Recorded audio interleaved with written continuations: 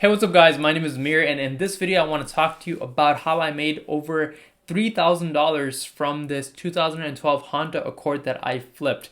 This is just one of those needle in a haystack deals that I found, and I just figured I'd share with you because it was something extremely rewarding, extremely exciting, and it was a fun overall project that I did literally over the weekend. At the end of the day, I was able to come out of this deal with a very nice profit, and this just basically goes to show that when you're flipping cars, you can land those deals once in a while, or if you do your research well enough, pretty frequently, that will eventually make you so much money just from that one deal. That'll basically be someone's entire monthly or paycheck that they have to work a 40-hour work week for every week for the next month, and boom, there you are finding one car that's gonna make you pretty much that amount. So anyways, enough of the rambling on, let's go ahead and jump right into the story.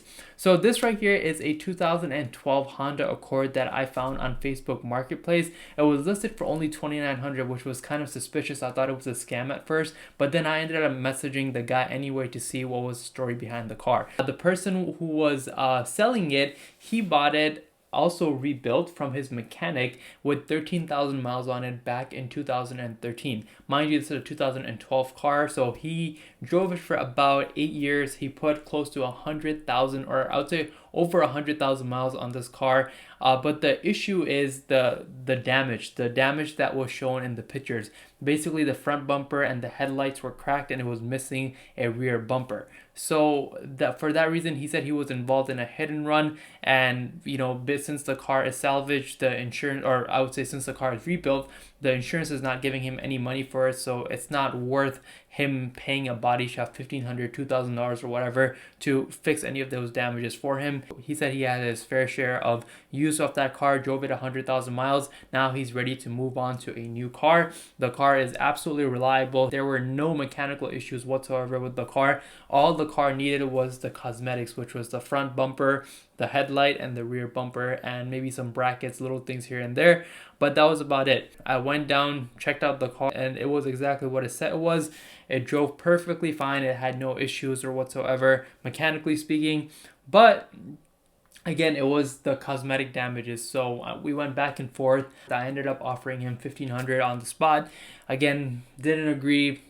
Kind of went back and forth again, and we finally settled smack dab in the middle at $1,900. So we locked the deal. I thought it was a pretty decent deal because there was still enough room for me to fix up the car and still come out on the other side with a nice, healthy profit. So I brought this car home in my driveway. I've thoroughly inspected it. There were no major internal damages, or there was no damage to the radiator or the engine or the frame or anything major like that. The only damage was that bumper in the front, and in the back there was a bumper. The rear bumper was missing.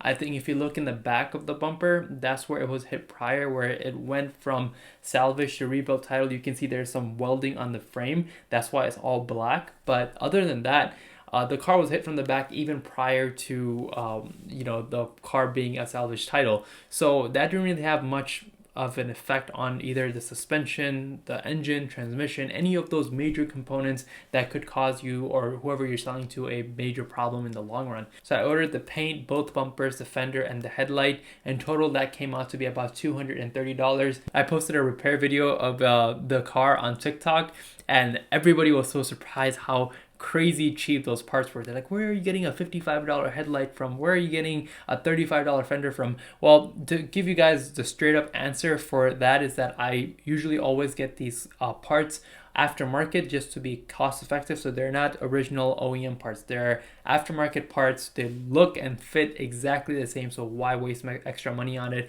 if you're just selling it as a used rebuilt title car? It personally doesn't make sense to me. So that's why I went with the aftermarket parts, and also these are the same parts that you would see listed on eBay. Like for example, that same fender that I'm getting for $35, you'll see it listed on eBay for $75. Again, the reason why I'm able to get it for so cheap is because number one is I get those parts wholesale aftermarket, and number two is since I'm a dealer, I have a business account with my supplier, so they know I'm a kind of a high volume buyer. That's why I'm able to get these discounts. These are my costs. If you're someone who's just looking to do this or just trying to get into it, you'd probably be be paying a little bit more, especially if you're getting these parts from eBay. But these are my costs, luckily, because I'm in the business as a profession and not just like, just flipping on the street. But anyways, these are just my upfront costs that I want to share with you. Now, first thing I did was I painted the fender, then I painted the front bumper and the rear bumper. I'm not going to lie, these were an absolute pain in the butt to paint because one, it was almost 10 degrees outside, and two, I'm not an experienced painter, just to be honest with you. I know I could have paid somebody else, to do this job for me or whatever, which soon after, while I was doing in the process, I was like, yeah, I should have honestly just paid someone to do this, but I was already too deep into it, so I couldn't back out.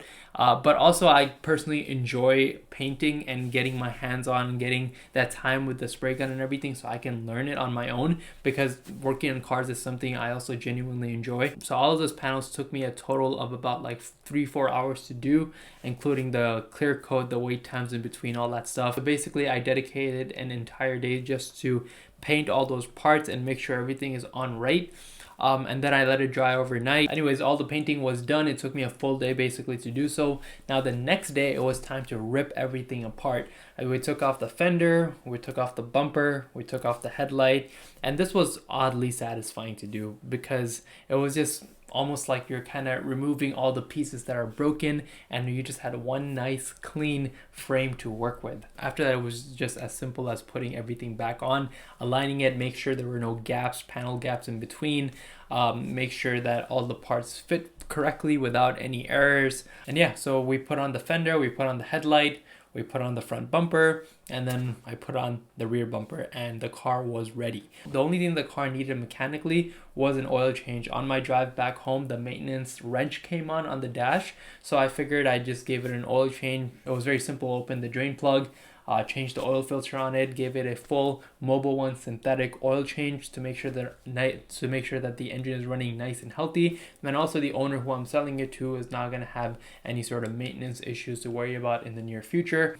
So I gave it a fresh oil change, put the new parts on, and the car was ready to go. Since I did all the labor, there was no cost I had to pay out of my pocket other than my time for the labor. So the total cost for fixing the car, including the oil change, paint, and all the parts, came out to be $2,155, which is not bad at all. I was expecting more. I was even expecting some potential frame damage, which can easily range in between $500 to $1,000. But luckily, I didn't have to send it over to my frame guy. It was just me putting on all the parts, and all the panel gaps and everything aligned perfectly like they should. Next, I just took it to the car wash, gave it a car wash, vacuumed it inside out, and the car was sparkly clean and ready to go. So then I just took some clean pictures of it inside out and put it back up on Facebook Marketplace, OfferUp, and Craigslist, the 3 big places you can go to buy and sell cars. So the car's Kelley Blue Book value was $7,500, but since it was a rebuilt title car, I subtracted that by 30%. That's usually a good rule to go based off of when you're selling a salvage title car or rebuilt title car. I don't know why I keep saying salvage, but when you're selling a rebuilt title car, you subtract 30%. So it came out to be around like $5,200–$5,300. That would be a healthy amount, but I listed it up for $5,500 anyways, because when you post your cars up online, people will offer you, lowball. So that's something you can kind of expect. So I put it up for 55, and honestly, I would have been happy if I even got 45 for it, or even 48, so somewhere in that ballpark range, right? But I think I got pretty lucky. A couple of days later, this one lady hits me up. She says that, she just got into an accident. She drove the exact same car. That she had a Honda. She's only comfortable driving Honda because they're so reliable, and that was her first car she ever had, and she's been driving Honda for the past like 20 years, whatever her story on why she loves Honda so much. So I was like, okay, great, come on down, come check out the car. If you like it, we can make a deal. But she said that, her car got totaled, so she's just waiting on the check from the insurance. I talked to her on the phone. She said she was willing to pay me the full amount. She wasn't even looking to bargain or anything like that. So I was like, okay, cool. I had other people in the meantime offering me the same thing I was expecting, $4,200, $4,300, whatever. But usually I never hold cars for people, but this lady sounded extremely serious. She was texting me, following up, giving me updates on the insurance, just making sure basically that I knew that she was serious. So in that case, I was kind of ignoring everybody else that was messaging me. Instead, I kind of just saved that car for her because she was paying me the full amount. So she finally shows up about a week and a half or so later which is generally a pretty long time for me, but again, she was paying me the full amount that I was asking for, so I couldn't complain.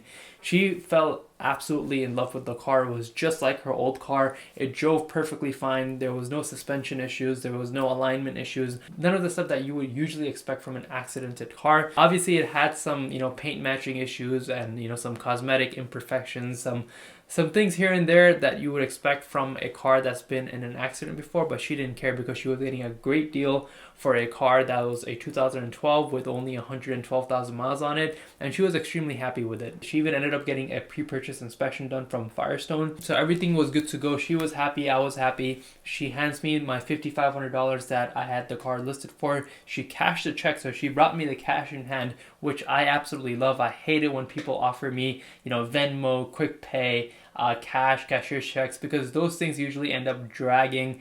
You have to wait a few business days for you to end up receiving it, and there's sometimes I've definitely been where people try to hand me fake checks and all that stuff, so I don't like that stuff.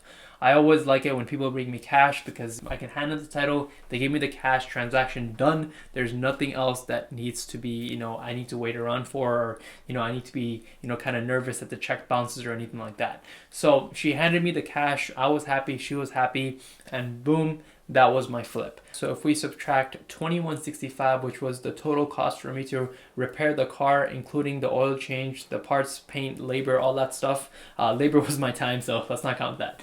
But anyways, so if we go ahead and subtract all that from $5,500, my total profit comes out to be $3,335, which I wouldn't say is terrible for a little weekend project like that. So that was it. That was the story of how I found this car on Facebook Marketplace, saw the potential in it, did the right negotiation, and was able to get it for a steal of a deal, fix it up at the right cost, and flip it for a great profit. What I did right now, anybody can literally go out and do. It doesn't take any sort of special talent or skill or anything like that. You just need to have the eye to spot the right deal and know your numbers and know exactly how to negotiate that right price, and then, obviously relisting it for profit and making some money out of it. If you want to learn how to do this the right way and learn how to flip cars regardless of your state limits and regulations and all that stuff, I've put together a program, a flagship program for you that covers everything that you need to know about flipping cars that will help you go from a complete newbie to an expert at flipping cars within 30 days. So if you're interested in that, I'll leave that link in the description below. Feel free to check it out. But other than that, let me know what you guys thought about this video. If you did like it, give it a thumbs up. If you have any questions about the whole car flipping game, the industry, how much you can expect to make, any sort of, technical questions, whatever it is, feel free to drop them in the comment section below, and I'll try to go ahead and answer those questions for you.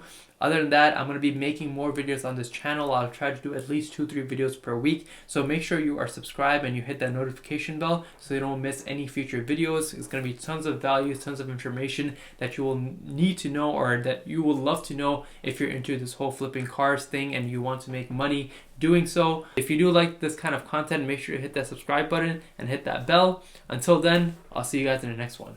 Peace.